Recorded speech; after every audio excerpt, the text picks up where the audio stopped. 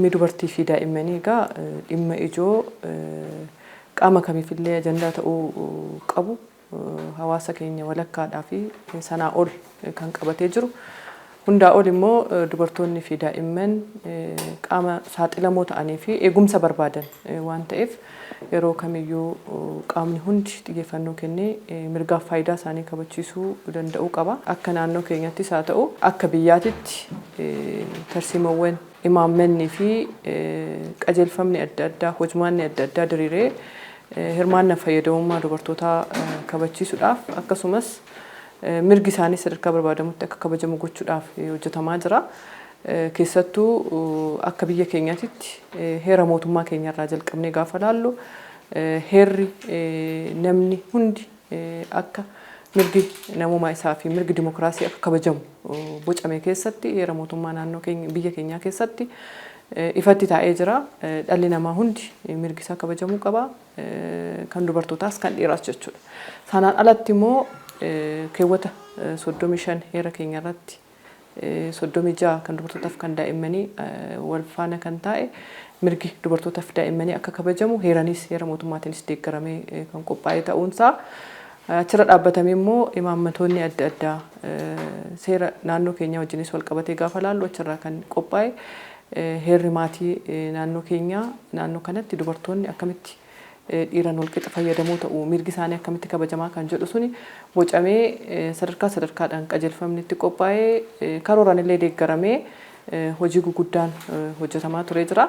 Kanaanis kan baroottan darbanii wajjin wal bira qabnee gaafa laallu jijjiiramni jira.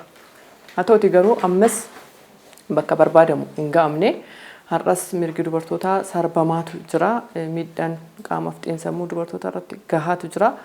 Akkasumas daa'imman irrattis humni saamamuu qofa miti haga dhalatanii gatamuutitti sadarkaatti ga'amaa jiru jira waan ta'eef dhimmi kun dhimma xiyyeeffannoo barbaadudha. Tumsa qaamolee adda addaa kan barbaadudha jechuudha. Kana keessatti biiroon keenyas biiroon dhimma dubartootaaf daa'immanii hundaa'uun illee kanaan wal qabata jechuudha. Gurmaa'insi adda addaa mirgaaf faayidaa dubartootaa kabachiisuudhaaf hundaa'anii to'ii gurmaa'anii sadarkaadhaan jiran jiru. Waldaa dubartootaatiin federeeshinii dubartootaatiin jennee kaasuu dandeenya. Hundaa ol immoo akka mootummaatitti biiroo dhimma dubartootaaf daa'immanii hundeessuudhaan yoo xiqqaate waggaa 20 ta'eera biiroon kun eega hundaa'e isa hundeessuudhaan hojiitti galamee sosochii godhamaa jiruun kan kaleessatti wal bira qabnee gaafa laallu jijjiiramni jira. Hojii guddaan hojjetamaa dhufeen hawaasni keenya xiyyeeffannoo kennuu eegaluudhaan kan kaleessatirraa wanti jijjiiramee jiraatu ammas xiyyeeffannoo kan barbaadu ta'uusaa immoo ilaaluun barbaachisaadha jechuudha. Keessattuu dhimmi fayyadamummaa dubartootaa jennee kaasnu kun dhimmi mirga dubartootaa jennee kaasnu kun dhimmi hirmaannaa dubartootaa jennee kaasnu kun biiroo dhimma dubartootaatiin qofa miti kan hojjetamu. Biirichi ergama mataasaa danda'e caffee mootummaa naannoo Oromiyaatiin kennameef qaba. Ergamoota gurguddoowwan lamaan qabatee jiru mirgaaf faayidaa dubartootaa kabachiisuu akkasumas nageenyaa fi mirga daa'immanii eegsisuu wajjin wal qabatee wanti hojjetamu jiru ta'ee hojiin hojjetamu kamummoo qaamolee qooda fudhattoota garaagaraa wajjin qindaa'amee akka qaama dhimmi dubartii qaama sana sochoosee kaayyoo qabame kana mirgaaf faayidaa dubartootaa hirmaannaa dubartootaa akkasumas mirgaaf nageenya daa'immanii kabachiisuudhaaf qabame kan tarsiimoo kana galmaan ga'uudhaaf akka kaataalistii yookiin immoo qaama sochoosu tokkotti biiroo hundaa'edha jechuudha. Kanaanis keessattuu fayyadamummaa dubartootaa fudhannee gaafa laallu akka waliigalaatitti tarsiimoo mootummaan keenya bocee inisheetiiviiwwan adda addaa baadiyyaaf magaalatti bocamanii hojjetamaa jiran keessatti akkamitti dubartoonni fayyadamaa ta'u diinagdee isaanii akkamitti fooyya'aa kan jedhu wanti hojjetamuu jalqabee jira jechuudha. Haa ta'uti garuu miidhaan koorniyaa bu'uureffatee dubartoota irratti qaqqabuu fi barmaatilee miidhaa geessisan yeroo gara yerootti bifaaf amala jijjiirachaati kan mul'achaa jiranii. Koowwan barmaatilee miidhaa geessanii wal qabatanii jiran kan wajjin wal qabatee tokko hubannoo dhabuurraa kan ka'e iddoon itti raawwatu jira. Gama biraatiin immoo maallaqa dhibdee fi dhimmichi namni nama ta'ee mirgi isaa kabajamu osoo qabu akkuma nama kamiitittu iyyuu fedhii isaatiin waa hundi ta'uu osoo qabu dirqiidhaan bakki dubartoonni itti gudeeddaman shamarran itti gudeeddamantu baay'ataa jechuudha. Dhaddachawwan manneen murtii keenya osoo duubatti deebinee sakattaane baay'een isaanii gudeeddiidha kan laalan. Baay'een isaanii jechuudha. Hin baay'ataa jechuudha. Iddoo baay'eetti gudeeddiin dirqii baay'achaati kan jiru jechuudha. So kuni maaliif ta'ee kan jedhu sana wajjin wal qabatee qaama dhimmi ilaallatu wajjinis qindoofne qaamolee haqaa dabalatee sadarkaadhaan hawaasa keenya karaa hirmaachisuu danda'uun irratti hojjechaati kan jiru. Hubannoo uumuu wajjin wal qabatee ayyaanota baanii adii dabalatee ayyaana daa'imman addunyaati irratti ayyaanota kan birootis walittiin sosochiiwwan garaagaraa gaggeessuudhaan marii paanaalii gaggeessuudhaan deemsa miilaatiin fiigichaan sosochii adda addaa carraa qabnu kamittuu fayyadamnee to'e hubannoo uumuudhaaf hojjetamaa jira. Dabalataan immoo akkamitti sadarkaa addunyaan amma irra ga'e kanaan pilaatfoormii adda addaatis fayyadamnee ambaasaaddara miidhaa dubartootaaf daa'immaniitis fillee naannoo kanatti hojiin beeksisaa hojiin hubannoo uumuu sadarkaadhaan hawaasni bakka rakkoon qunnamitti illee eeruu kennuu akka danda'u bilbila sarara tolaa akka biiroo keenyatti qabnu 8722 919 akkasumas 84 duwwaa 8 bilbiloonni sararri bilbilaa kun sadan isaanii tajaajila kennaa jiru jechuudha. 919 godinaaf magaalaa irratti tajaajila kennaa jira. 8722 komishinii poolisii naannoo Oromiyaa irra jira.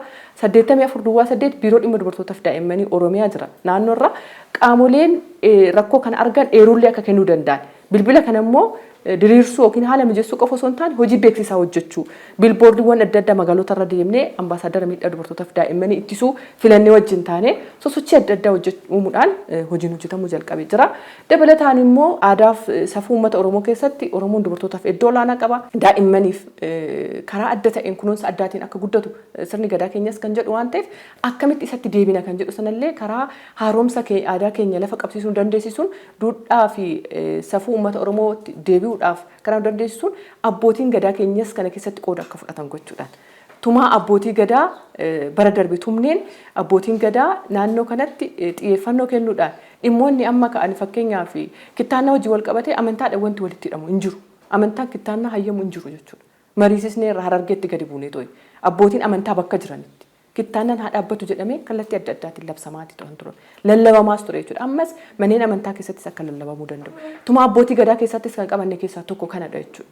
Dhimmoonni qabxiiwwan gurguddoon 37 ol ta'an miidhaa dubartootaaf daa'imman irratti qaqqabu irratti abbootiin gadaa keenya tumatanii tumaa sanas immoo akka hordofuu danda'an manneen murtii aadaa sadarkaa gadiitti mootummaan keenya amma carraa uume kanatti fayyadamnee manneen murtii aadaa keessatti dhimmoota kana akka laaluu danda'an gochuu wajjinis wal qabatee walitti wanti ilaalaa deemaa jirru jira.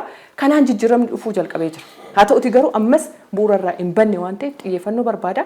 Hawaasni keenya hundi tumsa gochuu barbaachisaadha jechuudha. Keessattuu dhimmi heeruma umrii malee jedhamee ka'u kuni kaleessas tureera ammas immoo fedhiidhaan waliin deemuun kun hin baay'ata. Naannoo kanatti hawaasni keenya maatiin daa'immanii ijoollee isaanii eessa oolu akkamitti barnootaaf ba'anii oolanii galaa jiru kan jedhu sana hordofuu irraa jalqabee naannoo sanatti maatiin hundi ga'ee isaanii ba'achuu karaa dandeessu hubannoo uumamuu irratti jijjiiramni dhufaa jiru. Ammas garuu xiyyeeffannoo barbaada.